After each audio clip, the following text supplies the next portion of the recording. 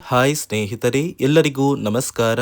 ನೋಡಿ, ನಿಮ್ಮ ಬ್ಯಾಂಕ್ ಖಾತೆಗೆ ಗೃಹಲಕ್ಷ್ಮಿ ಹಣನ ಸರ್ಕಾರ 2,000 ಹಣ ಬದಲು ಇನ್ನು ಮುಂದೆ ಪ್ರತಿ ತಿಂಗಳು 4,000 ಹಣನ ಜಮಾ ಮಾಡುವುದಾಗಿ ಮುಖ್ಯಮಂತ್ರಿಗಳಾದ ಡಿ.ಕೆ. ಶಿವಕುಮಾರ್ ಅವರು ಪ್ರತಿ ಫಲಾನುಭವಿಗಳಿಗೆ ಭರ್ಜರಿ ಗುಡ್ಡಿಸ್ನ ಕೊಟ್ಟಿದ್ದಾರೆ.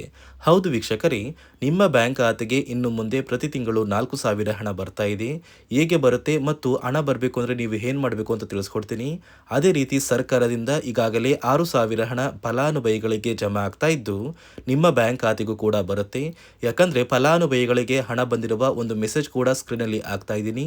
ಇದೇ ರೀತಿ ನಿಮ್ಮ ಬ್ಯಾಂಕ್ ಖಾತೆಗೂ ಕೂಡ ಸರ್ಕಾರ 6,000 ಹಣನ ಇಂದು ಶುಕ್ರವಾರ ಜೂನ್ 19ರಂದು ಕರ್ನಾಟಕದ 24 ಜಿಲ್ಲೆಗಳಿಗೆ 2 ಹಂತಗಳಲ್ಲಿ ಮಧ್ಯಾಹ್ನ 2 ಗಂಟೆಯ ಸಮಯಕ್ಕೆ ಸರ್ಕಾರ 6,000 ಗೃಹಲಕ್ಷ್ಮಿ ಹಣನ ಜಮಾ ಮಾಡ್ತಾ ಇದೆ. ಅದೇ ರೀತಿ ಈ ಬಾರಿ ಗೃಹಲಕ್ಷ್ಮಿ ಹಣನ 3 ಲಕ್ಷ ಫಲಾನುಭವಿಗಳಿಗೆ ಕ್ಯಾನ್ಸಲ್ ಕೂಡ ಮಾಡಿದೆ ಮತ್ತು ರೇಷನ್ ಕಾರ್ಡ್ ದಾರರಿಗೂ ಭರ್ಜರಿ ಗುಡ್ಡಿಸ್ನ ಸರ್ಕಾರ ಕೊಟ್ಟಿದ್ದು ಏನೆಲ್ಲ ಮಾಹಿತಿನ ಸರ್ಕಾರ ಕೊಟ್ಟಿದೆ ಅಂತ ನಾನು ನಿಮಗೆ ತಿಳಿಸ್ಕೊಡ್ತಾ ಇದ್ದೀನಿ. ಅದಕ್ಕಿಂತ ಮೊದಲು ನೀವು ನನ್ನ ಚಾನೆಲ್ನ ಸಬ್ಸ್ಕ್ರೈಬ್ ಆಗಿಲ್ಲ ಅಂದ್ರೆ ದಯವಿಟ್ಟು ಪ್ರತಿಯೊಬ್ಬರು ಚಾನೆಲ್ನ ಸಬ್ಸ್ಕ್ರೈಬ್ ಮಾಡ್ಕೊಳ್ಳಿ, ಹಾಗೆ ವಿಡಿಯೋಗೆ ಒಂದು ಲೈಕ್ನ ಕೊಡಿ.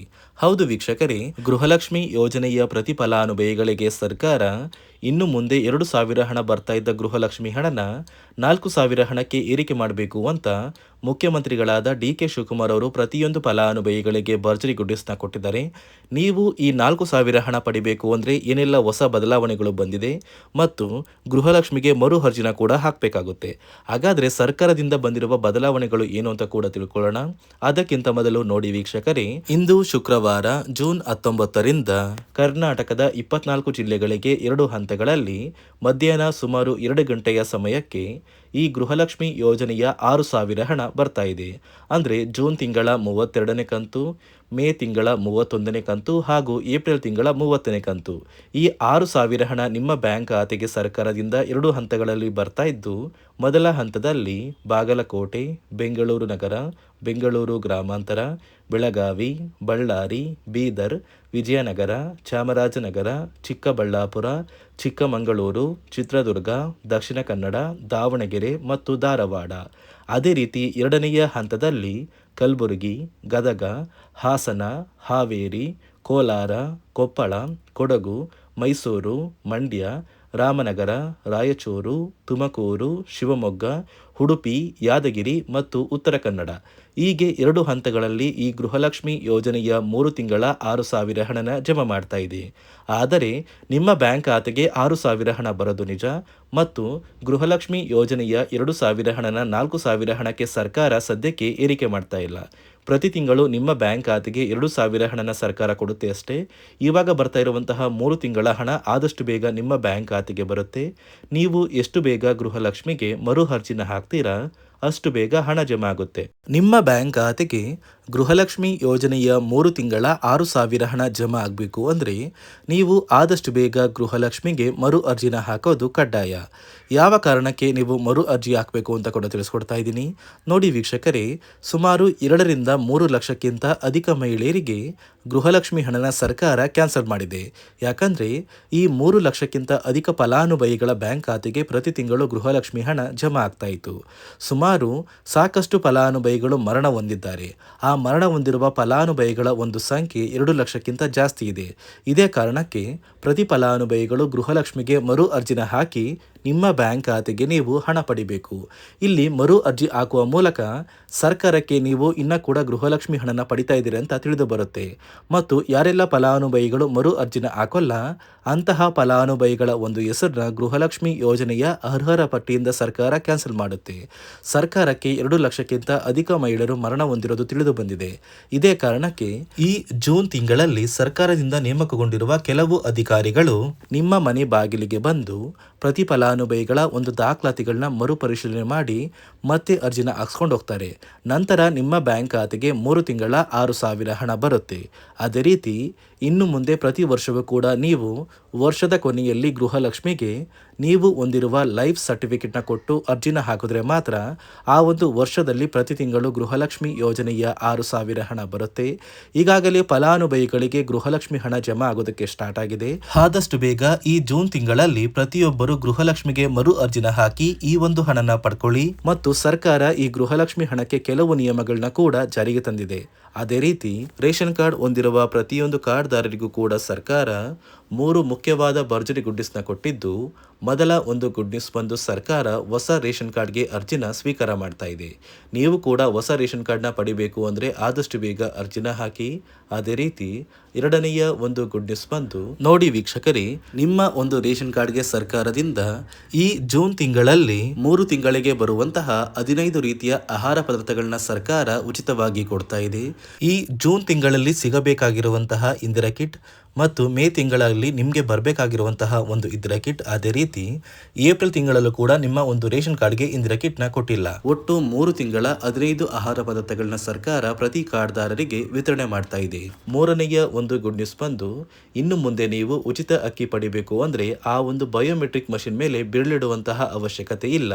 ಯಾಕಂದರೆ ಇದೀಗ ಸರ್ಕಾರ ನಿಮ್ಮ ಒಂದು ಬೆರಳು ಆ ಒಂದು ಮಷಿನಲ್ಲಿ ಎಂಟ್ರಿ ಆಗಿಲ್ಲ ಅಂದರೂ ಕೂಡ ಆ ಒಂದು ಅಧಿಕಾರಿಗಳು ಪುಸ್ತಕದಲ್ಲಿ ನಿಮ್ಮ ಒಂದು ಹೆಸರನ್ನ ಬರ್ಕೊಂಡು ನಿಮ್ಮ ಕಾರ್ಡಿಗೆ ಅಕ್ಕಿನ ಕೊಡಬೇಕು ಅಂತ ಸರ್ಕಾರ ಆದೇಶ ಕೊಟ್ಟಿದ್ದು, ಈ 3 ಗುಡ್ ನ್ಯೂಸ್ನ ಪ್ರತಿಯೊಂದು ಫಲಾನುಭವಿಗಳಿಗೆ ಸರ್ಕಾರ ಕೊಡ್ತಾ ಇದೆ. ಇದರ ಜೊತೆಗೆ ನಿಮ್ಮ ಬ್ಯಾಂಕ್ ಖಾತೆಗೆ ಗೃಹಲಕ್ಷ್ಮಿ ಯೋಜನೆಯ ಹಣ ಇನ್ನು ಮುಂದೆ ಬರಬೇಕು ಅಂದರೆ 5 ರೀತಿಯ ಹೊಸ ನಿಯಮಗಳನ್ನ ನೀವು ಪಾಲಿಸಬೇಕು ಅಂತ ಸರ್ಕಾರ ಆದೇಶ ಕೊಟ್ಟಿದೆ. ಅದೇ ರೀತಿ ನೋಡಿ ಸ್ನೇಹಿತರೆ, ಈ ಬಾರಿ ಸುಮಾರು 3 ಲಕ್ಷಕ್ಕಿಂತ ಅಧಿಕ ಫಲಾನುಭವಿಗಳ ಬ್ಯಾಂಕ್ ಖಾತೆಗೆ ಸರ್ಕಾರ ಗೃಹಲಕ್ಷ್ಮಿ ಯೋಜನೆಯ ಹಣನ ಜಮಾ ಮಾಡ್ತಾ ಇಲ್ಲ. ಕಾರಣ ಏನು ಅಂದರೆ, ನಿಮ್ಮ ಬ್ಯಾಂಕ್ ಖಾತೆಗೆ ಡೆಬಿಟ್ ಮೂಲಕ ಹಣ ಜಮಾ ಮಾಡುವಂತಹ ಸಂದರ್ಭದಲ್ಲಿ ಸರ್ಕಾರ ಸಾಕಷ್ಟು ಫಲಾನುಭವಿಗಳ ಒಂದು ಬ್ಯಾಂಕ್ ಖಾತೆಗೆ ಹಣ ಜಮಾ ಮಾಡೋದನ್ನು ಕ್ಯಾನ್ಸಲ್ ಮಾಡಿದೆ. ಯಾಕಂದರೆ ಇತ್ತೀಚೆಗೆ ಹಣಕಾಸು ಇಲಾಖೆ ಜಾರಿಗೆ ತಂದಿರುವ 5 ನಿಯಮಗಳ ಆಧಾರದ ಮೇಲೆ ಪ್ರತಿಯೊಂದು ಫಲಾನುಭವಿಗಳಿಗೆ ಸರ್ಕಾರ ಈ ಒಂದು ಹಣನ ಜಮಾ ಮಾಡ್ತಾ ಇದ್ದು, ಯಾರೆಲ್ಲ ಫಲಾನುಭವಿಗಳು ಈ ನಿಯಮಗಳನ್ನ ಪಾಲಿಸಿಲ್ಲ ನಿಮ್ಮ ಬ್ಯಾಂಕ್ ಖಾತೆಗೂ ಕೂಡ ಹಣ ಜಮಾ ಆಗೋದಿಲ್ಲ. ಹಾಗಾದರೆ ಬನ್ನಿ ಸ್ನೇಹಿತರೆ, ಸರ್ಕಾರ ಜಾರಿಗೆ ತಂದಿರುವ ಆ 5 ಹೊಸ ನಿಯಮಗಳು ಏನು ಅಂತ ನಾನು ನಿಮಗೆ ತಿಳಿಸ್ಕೊಡ್ತಾ ಇದ್ದೀನಿ. ನೋಡಿ ಸ್ನೇಹಿತರೆ, ಮೊದಲನೆಯ ಒಂದು ನಿಯಮ ಬಂದು, ಸಾಕಷ್ಟು ಫಲಾನುಭವಿಗಳು ಹೊಂದಿರುವಂತಹ ಒಂದು ರೇಷನ್ ಕಾರ್ಡ್ ಏನಿದೆ, ಆ ಒಂದು ರೇಷನ್ ಕಾರ್ಡ್ನ ಮನೆಯ ಸದಸ್ಯರ ಪ್ರತಿಯೊಬ್ಬರ ಒಂದು ಆಧಾರ್ ಕಾರ್ಡ್ನ ನಿಮ್ಮ ರೇಷನ್ ಕಾರ್ಡ್ಗೆ ಕಡ್ಡಾಯವಾಗಿ ಲಿಂಕ್ ಮಾಡಿಸ್ಬೇಕು. ಅಂದರೆ ಈ ಒಂದು ಲಿಂಕ್ ಮಾಡಿಸುವಂತಹ ಒಂದು ಪ್ರೊಸೀಜರ್ಗೆ ಸರ್ಕಾರ KYC ಅಂತ ಕರೀತಾರೆ. ನಿಮ್ಮ ರೇಷನ್ ಕಾರ್ಡ್ಗೆ ಇನ್ನೂ ಸಹ KYC ಆಗಿಲ್ಲ ಅಂದರೆ ನಿಮ್ಮ ಬ್ಯಾಂಕ್ ಖಾತೆಗೆ ಸರ್ಕಾರ ಮುಂದಿನ ದಿನಗಳಲ್ಲಿ ಗೃಹಲಕ್ಷ್ಮಿ ಯೋಜನೆಯ ಹಣನ ಕ್ಯಾನ್ಸಲ್ ಮಾಡುತ್ತೆ. ಅದೇ ರೀತಿ ಎರಡನೆಯ ಒಂದು ನಿಯಮ ಬಂದು, ಸಾಕಷ್ಟು ಫಲಾನುಭವಿಗಳು ಕಳೆದ 3 ತಿಂಗಳಿಂದ ಸರ್ಕಾರದಿಂದ ಬರ್ತಾ ಇರುವಂತಹ ಒಂದು ರೇಷನ್ ಏನಿದೆ ಅಂದರೆ ಉಚಿತ ಅಕ್ಕಿ ಏನಿದೆ, ಈ ಒಂದು ರೇಷನ್ನ ಪಡ್ಕೋತಾ ಇಲ್ಲ. ಒಂದು ವೇಳೆ ಕಳೆದ 3 ತಿಂಗಳಿಂದ ನೀವು ರೇಷನ್ನ ಪಡ್ಕೊಂಡಿಲ್ಲ ಅಂದರೆ ಸರ್ಕಾರ ನಿಮ್ಮ ಬಳಿ ಇರುವಂತಹ ಒಂದು ರೇಷನ್ ಕಾರ್ಡ್ನ ಕ್ಯಾನ್ಸಲ್ ಮಾಡುತ್ತೆ. ನಿಮ್ಮ ರೇಷನ್ ಕಾರ್ಡ್ನ ಸರ್ಕಾರ ಕ್ಯಾನ್ಸಲ್ ಮಾಡಿದರೆ ನಿಮ್ಮ ಬ್ಯಾಂಕ್ ಖಾತೆಗೆ ಗೃಹಲಕ್ಷ್ಮಿ ಯೋಜನೆಯ ಹಣ ಇರ್ಬೋದು ಮತ್ತು ಸರ್ಕಾರದಿಂದ ಬರುವಂತಹ ಒಂದು ಸೌಲಭ್ಯಗಳನ್ನ ನೀವು ಕಳ್ಕೋಬೇಕಾಗುತ್ತೆ. ಅದೇ ರೀತಿ ಮೂರನೆಯ ಒಂದು ನಿಯಮ ಬಂದು, ನೋಡಿ ಸ್ನೇಹಿತರೆ, ನಿಮ್ಮ ಬಳಿ ಇರುವಂತಹ ಒಂದು ಆಧಾರ್ ಕಾರ್ಡ್ ಏನಿದೆ, ಆ ಒಂದು ಆಧಾರ್ ಕಾರ್ಡ್ನ ಕಳೆದ 15 ವರ್ಷಗಳಲ್ಲಿ ನೀವು ಯಾವುದೇ ರೀತಿಯ ಒಂದು ತಿದ್ದುಪಡಿನ ಮಾಡಿಸಿಲ್ಲ ಅಂದರೆ ನಿಮ್ಮ ಬ್ಯಾಂಕ್ ಖಾತೆಗೆ ಸರ್ಕಾರ ಗೃಹಲಕ್ಷ್ಮಿ ಯೋಜನೆಯ ಹಣನ ಕ್ಯಾನ್ಸಲ್ ಮಾಡುತ್ತೆ. ಯಾಕಂದರೆ ಸರ್ಕಾರದಿಂದ ಬಂದಿರುವಂತಹ ಒಂದು ಆದೇಶದ ಪ್ರಕಾರ ಪ್ರತಿಯೊಂದು ಫಲಾನುಭವಿಗಳು ಕಳೆದ 15 ವರ್ಷಗಳಲ್ಲಿ ಯಾವುದೇ ರೀತಿಯ ಒಂದು ತಿದ್ದುಪಡಿನ ನಿಮ್ಮ ಆಧಾರ್ ಕಾರ್ಡ್ಗೆ ನೀವು ಮಾಡಿಸಿಲ್ಲ ಅಂದರೆ ಕಡ್ಡಾಯವಾಗಿ ಆದಷ್ಟು ಬೇಗ ನಿಮ್ಮ ಆಧಾರ್ ಕಾರ್ಡ್ಗೆ ತಿದ್ದುಪಡಿನ ಮಾಡಿಸಿ. ಅದೇ ರೀತಿ 4ನೆಯ ಒಂದು ನಿಯಮ ಬಂದು, ನಿಮ್ಮ ಕುಟುಂಬದ ಒಂದು ವಾರ್ಷಿಕ ಆದಾಯ 7 ಲಕ್ಷಕ್ಕಿಂತ ಕಡಿಮೆ ಇರಬೇಕು. ಒಂದು ವೇಳೆ ನಿಮ್ಮ ಕುಟುಂಬದ ವಾರ್ಷಿಕ ಆದಾಯ 7 ಲಕ್ಷಕ್ಕಿಂತ ಜಾಸ್ತಿ ಇದ್ದರೆ ನಿಮ್ಮ ಬ್ಯಾಂಕ್ ಖಾತೆಗೆ ಸರ್ಕಾರ ಗೃಹಲಕ್ಷ್ಮಿ ಯೋಜನೆಯ ಹಣನ ಕ್ಯಾನ್ಸಲ್ ಮಾಡುತ್ತೆ. ಅದೇ ರೀತಿ 5ನೆಯ ಒಂದು ನಿಯಮ ಬಂದು, ನಿಮ್ಮ ಕುಟುಂಬದ ಸದಸ್ಯರು ಅಥವಾ ಗೃಹಲಕ್ಷ್ಮಿ ಯೋಜನೆಯ ಫಲಾನುಭವಿಗಳು ಯಾರು ಕೂಡ ಸರ್ಕಾರಿ ನೌಕರರಾಗಿ ಕಾರ್ಯನಿರ್ವಹಿಸ್ತಾ ಇರಬಾರ್ದು. ಒಂದು ವೇಳೆ ನಿಮ್ಮ ಕುಟುಂಬದಲ್ಲಿ ಯಾರೇ ಆಗಿದ್ರೂ ಸರ್ಕಾರಿ ನೌಕರರಾಗಿ ಕಾರ್ಯನಿರ್ವಹಿಸ್ತಾ ಇದ್ದರೆ ನಿಮ್ಮ ಬ್ಯಾಂಕ್ ಖಾತೆಗೆ ಗೃಹಲಕ್ಷ್ಮಿ ಯೋಜನೆಯ ಹಣ ಕ್ಯಾನ್ಸಲ್ ಆಗುತ್ತೆ. ಈ 5 ನಿಯಮಗಳ ಆಧಾರದ ಮೇಲೆ ಪ್ರತಿಯೊಂದು ಫಲಾನುಭವಿಗಳಿಗೆ ಸರ್ಕಾರ ಹಣ ಜಮಾ ಮಾಡ್ತಾ ಇದೆ. ಒಂದು ವೇಳೆ ನೀವು ಈ 5 ನಿಯಮಗಳನ್ನ ಪಾಲಿಸಿಲ್ಲ ಅಂದರೆ ನೀವು ಕೂಡ ಗೃಹಲಕ್ಷ್ಮಿ ಯೋಜನೆಯ ಹಣದಿಂದ ವಂಚಿತರಾಗಬೇಕಾಗುತ್ತೆ. ನೋಡಿ ಸ್ನೇಹಿತರೆ, ಇಂದು ಶುಕ್ರವಾರ ಜೂನ್ 19ರಂದು ಕರ್ನಾಟಕದ ಪ್ರತಿ ಫಲಾನುಭವಿಗಳಿಗೆ 3 ತಿಂಗಳ 6,000 ಗೃಹಲಕ್ಷ್ಮಿ ಹಣ ಜಮಾ ಆಗ್ತಾ ಇದೆ. ಅದೇ ರೀತಿ ರೇಷನ್ ಕಾರ್ಡ್ದಾರರಿಗೂ ಸರ್ಕಾರ ಭರ್ಜರಿ ಗುಡ್ಡಿಸ್ನ ಕೊಟ್ಟಿದ್ದು, ಪ್ರತಿ ಕಾರ್ಡ್ದಾರರಿಗೆ ಎಲ್ಲ ರೀತಿಯ ಸೌಲಭ್ಯ ಸಿಗುತ್ತೆ ಅಂತ ಹೇಳ್ತಾ ಇದಿಷ್ಟು ಸರ್ಕಾರದಿಂದ ಬಂದಿರುವ ಮಾಹಿತಿಯಾಗಿದೆ. ನಾನು ಕೊಟ್ಟಿರುವ ಮಾಹಿತಿ ನಿಮಗೆ ಇಷ್ಟ ಆಗಿದ್ದಲ್ಲಿ ನನ್ನ ಚಾನಲ್ನ ಸಬ್ಸ್ಕ್ರೈಬ್ ಮಾಡಿಕೊಂಡು ಹಾಗೆ ವಿಡಿಯೋಗೆ ಒಂದು ಲೈಕ್ನ ಕೊಡಿ.